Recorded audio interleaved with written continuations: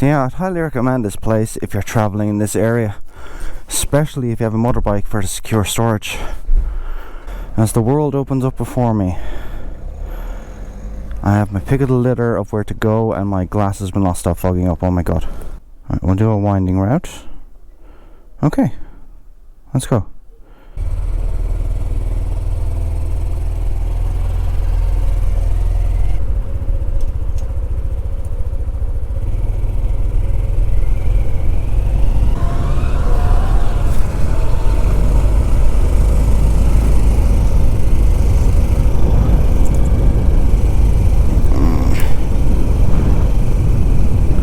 Traffic light was so weird.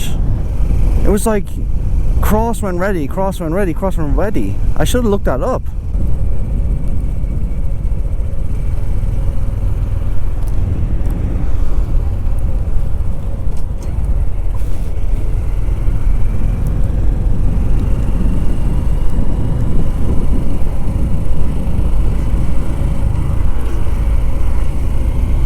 Hey!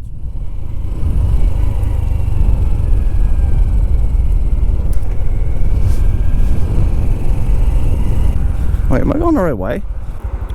Oh, this is a back road, isn't it? Are we sure this is the wrong way? Because I'm fairly certain I entered it correctly. So, let's just have a quick look. Yeah, because there's a main carriageway there, and this is a back road. Yeah, I thought so. I was right. I think. Although this looks very, very sketchy back roadish.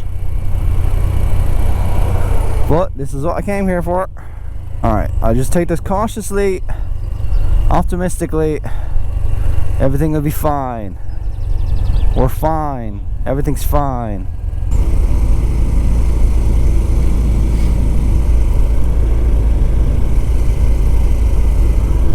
Oh. We're in the steepness again. Why do I keep going up these mountains? There's nobody on these roads but me. But that's the way I like it. Oh god, my visor is fogging up something serious. So sorry if you're gonna hear a lot of noise, but I have to keep the visor up. It's fogging up really bad. I keep saying it, but it definitely reminds me of Ireland. I mean, Ireland has head roads and stuff like that, and back roads like this. But there's something different to them. They feel more ancient here. I mean, France, this part of France especially, is famous for its hedgerows, especially in spring and summer. Like right now they haven't bloomed or anything else yet, so they'd be in full bloom otherwise. Oh, I'm passing through a small town, but it looks right. Oh, there's a cat. Or a farm, actually. I'm passing through a farm.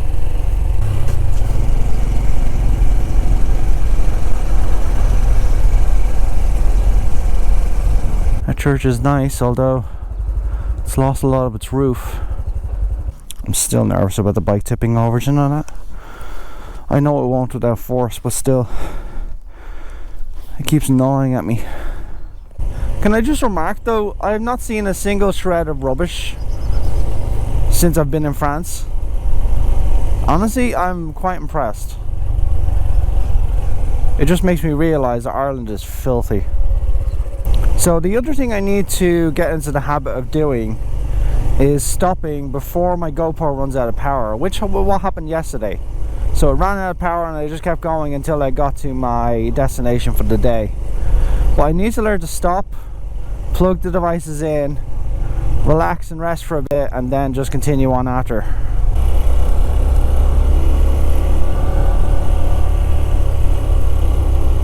La Croix-Morin. Okay, so there's a place up ahead. So maybe I'll stop there just to plug the GoPro in. I would not charge this GoPro on the go, primarily because GoPros do not react well to that sort of thing. They're capable of doing it, yes, but they overheat extremely when you attempt to do so. So the likelihood of the GoPro just failing on me is, well, it's high. This will also be part of my learning experience. Learn to stop. Learn to just take in the scenery. Learn to relax, David. It's so hard. Like, To you it might not seem like that, but like to anybody else it might say, oh yeah, relaxing is easy. Our modern day lives do not allow us to relax easily. So, and people say, oh, riding a motorbike is the most relaxing thing you can ever do. I'm like, what the hell do you mean?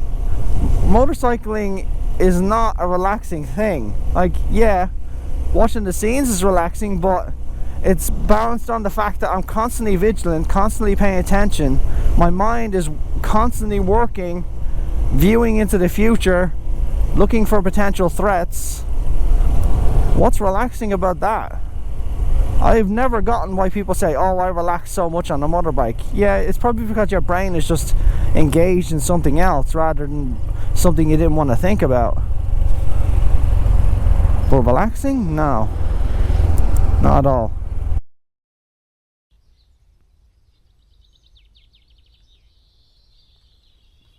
See, I'm just resting up for a second. I'm not tired right now, so I'm just forcing myself to stop as much as I can. It's nice and quiet here, nice and peaceful. Though the route I took means there's just no towns or anything else near that, so maybe I should take a different route. Maybe I'll take one that bounces between towns. But I'm liking the back roads so far. They're pretty nice. Yeah, nothing else to say right now other than the fact that I'm just taking it a day at a time, and that dog does not like me.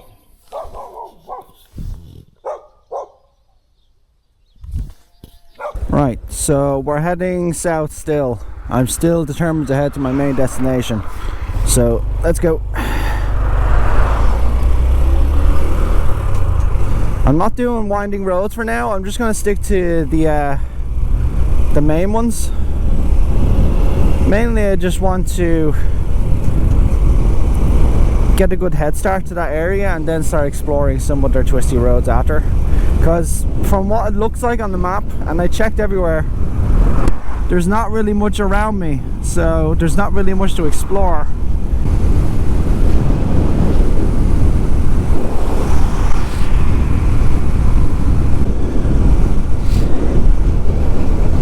There's supposed to be water over there.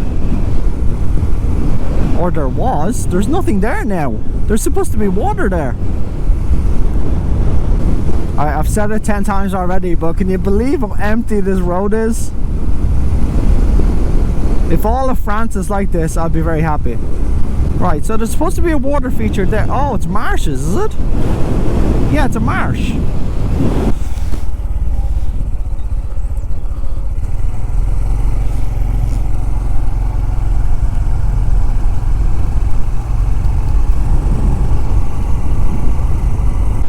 Whatever happened to that town I was supposed to stop at? Say Libby. I think we'll take this turn here.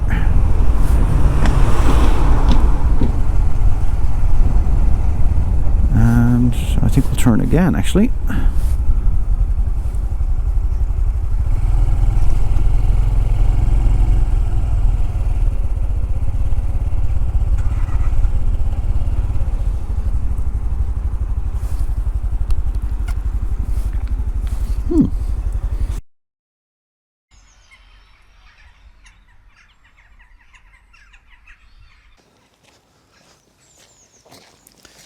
So the translation stated that this is a memorial to soldiers who died in World War I, and I guess that's by the date as well. Mainly from this area by the looks of it. Then over here you have victims, civilians, I think civilian victims from World War II. French flag, European flag. And all flanked by the absolutely stunning church. The churches in this country are absolutely amazing, to be honest. Like, they're old like the churches in Ireland as well, but they definitely are something else. I mean, look at that. Stunning, absolutely stunning. I'm experiencing a lot of history from multiple aspects. So, history of war, history of faith. And there'll be other history coming up soon. So there's a campsite 22 kilometers away. It's just, it's not too far now, to be honest. But it's going in my direction, which I think is a good stop-off point for tonight. So I think I'm going to head that way now. And it has a supermarket nearby, so yeah, let's hit the road. Alright, we're on our way. 22 kilometers to the campsite.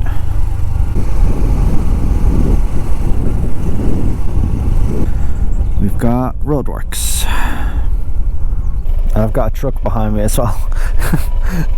Oh, I love my luck.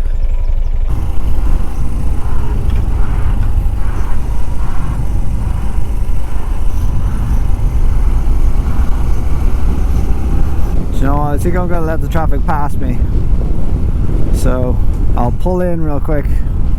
So yeah, the moment I see the lane go quiet, then I'll have the road to myself for a while. So now I have a big space of open road with nobody behind me for a while.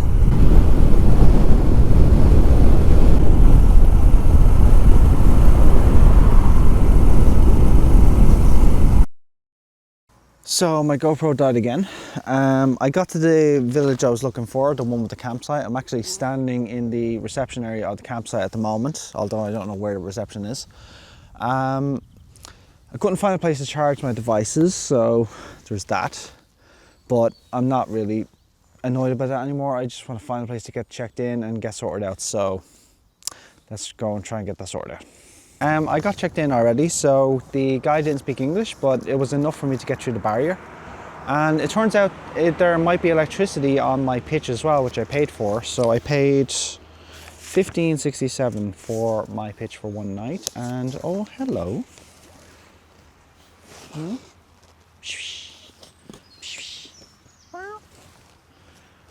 I could never talk to cats, to be honest. Cats never got me. I never got them, and I never got cats. So I've been given a code to the barrier over there, so I just be able to drive around to my campsite and get set up. Right, I switched to my little GoPro. Hopefully you can hear me. Well, let's get to my pitch. Feels weird using the little GoPro again. I mean, it's good for visuals, but not audio, because you can't plug a mic in. Hopefully you can hear me though. So those are the facilities, I think. Washrooms and stuff. Okay. There we go. Right. Number 13. Ooh, this is a steep one.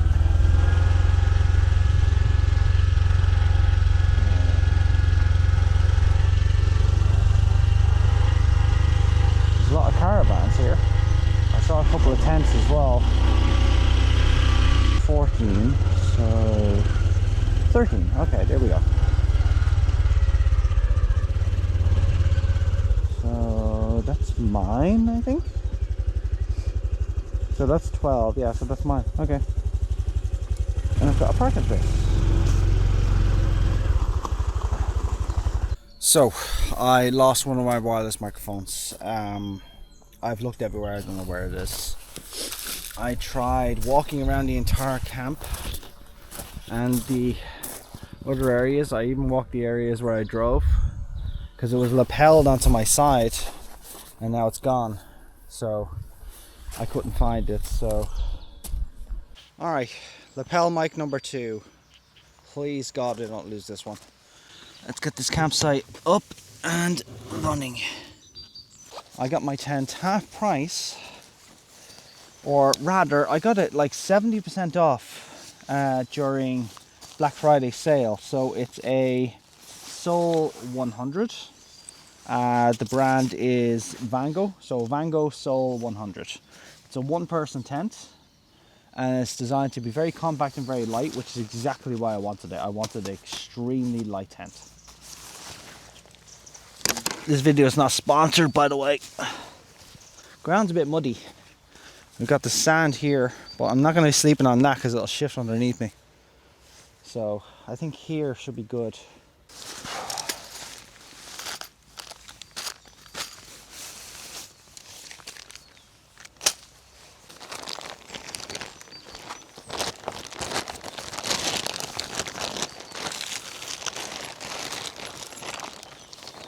I thought about bringing a secondary ground sheet, but I decided, you know what, I'm already bringing enough. I'll just go with the one. So if I recall correctly with this, I need to put the rods in, then stake it out, pull it taut, and then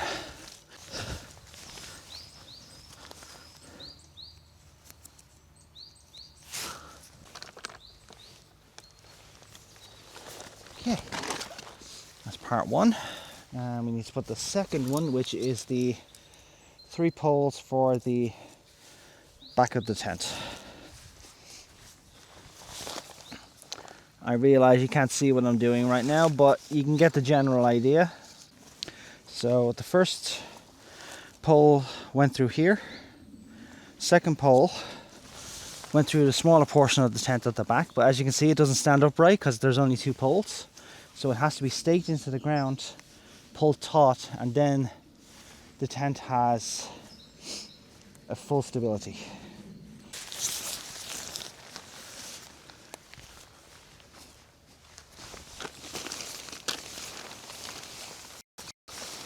Up you come. There we go.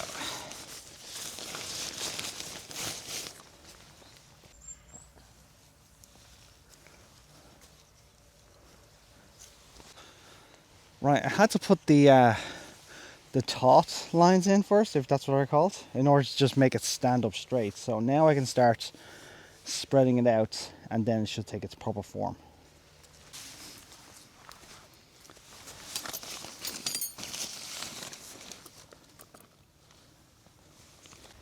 Okay, it's done. So I started recording about 20 minutes ago. So 20 minutes to get it sorted out. Not bad. So let's see if it looks anyway decent inside. It opens properly, which is good. It's droopy. I don't think it's supposed to be droopy like that. Like, do you see how droopy that is? There's probably something I didn't tie. Or is this supposed to be taut in another way? I can tell my vent on the outside is off center. Okay, I think I found the issue. It's the back one is not pulling along. I think it's supposed to tie. Oh, it is. Okay, I see the issue now. I'm supposed to tie the outer sheet to the inner one. There, you can tell. That's more like it. That's how it should look. And on the inside, yeah, much better. 20 minutes of exertion, but damn, did you feel it? Right, so there seems to be some weather moving in. It's about 3:30. Well, I haven't had my lunch, so it's becoming a recurring theme, me not having my lunch. So it's time to make myself a cup of tea, and I'm gonna have some Weetabix. Hot Weetabix. So first for my tea, I'll do that first. So, camping stove with my camping gas. And it'll quickly heat up that pot, and I've got this whole driveway to use this as well, which is really good. So you simply just click all of these out. They all furl out, you put them into place. Quick and simple. I've used this stove a few times already, so I already know it works, and I already know how to use it. So, okay, cap comes off, stove goes on.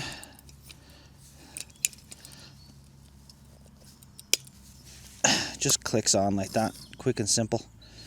We're a bit lopsided here, but it should be able to balance on that. Okay, good. Okay, so I have my travel mug with me.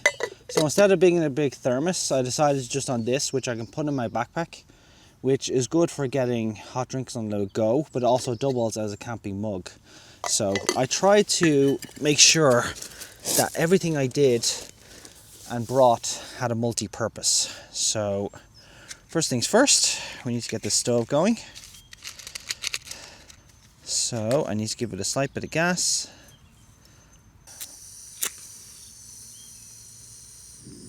Okay, stove is on. Fumes are in my face, that's lovely. Okay, down you go. Okay, so that should boil really quick. Now, I got my milk from the store, which they don't put in the fridge or anything else, so I'm not really sure how this works. I assume they do their milk differently. I hope it tastes the same, because the milk I had yesterday was fine, so it tasted the same. I forgot to bring tea bags, so I had to buy English breakfast tea, which is pretty much the same thing as what I'd usually get from home. So this is going to be a dual purpose for my water, because I brought a mini hot water bottle, which is going to be serving me at night. So I'll do another boil at night before I go to bed, fill that with boiling water, and then we'll head out to sleep then. Campsite's still quiet. There's no other tent people aside from myself. A lot of the caravans are full, but they're keeping it to themselves, so it's relatively quiet. I'm gonna have a shower later. I checked the shower facilities as well. The shower facilities are actually really good. So,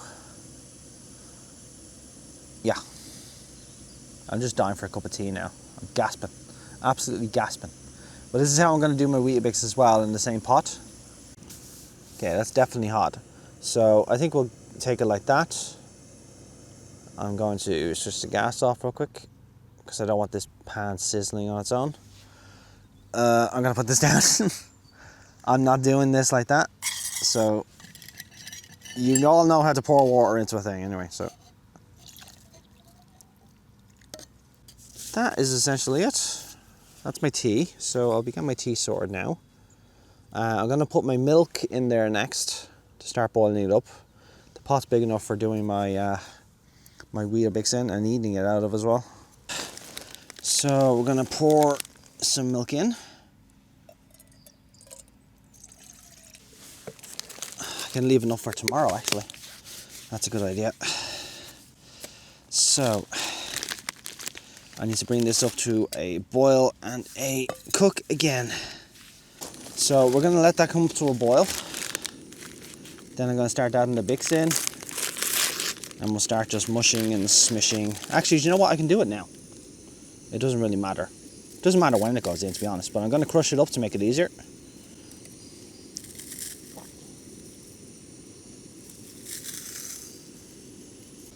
So yeah, just like a bowl of Weetabix you'd make for yourself at home. That's perfect. My stove is a bit lopsided, so I don't know why it keeps moving around, but I'll have to address that at some point. But I don't even have to leave this on the stove for long. I'm going to be able to take it off soon, and then I'll have to eat it right away. I love Bix. People say they're disgusted by Bix, and I'm like, I'm disgusted by you.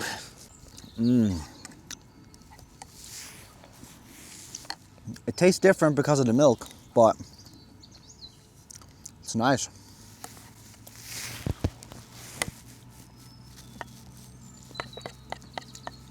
See, when I go in, if I go camping for long periods, I would not mind eating Weetabix every day. So for me, my meals when I travel are very simplistic. And that'll stay warm for a while. Davey's a happy boy. Suppose now I need to get this cleaned up, and I have enough milk in this for tomorrow's breakfast, which means I'm covered. Always remember to put the cap back on your gas bottle. And wait for this to cool down before you store it. Trust me, they stay hot for a while. Right? Time to go wash this.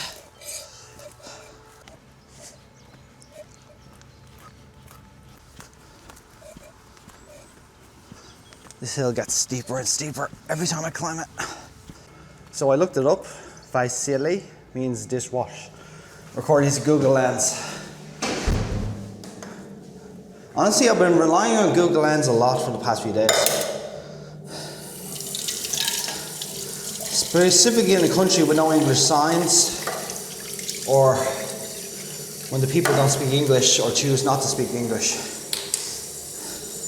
I know that sounds bad, like someone who would speak English, but they refuse to actually speak it to you. It hasn't happened to me on this trip, but it has happened to me in Paris. While I'm up here though, I'll collect my water for my hot water bottle later. So I've been learning so much in the past few days. Stuff I'm doing wrong, stuff I'm doing right, and stuff that I just didn't think about. I've thought of a few tips as well. Is never take water for granted. You never know when you can get an actual supply of it, so having taps here is really good. Take advantage of the ability to boil water if you don't need to use your stove, definite plus. But we're gonna leave that there. I'll put that away. Put this on top. No ants getting to my water.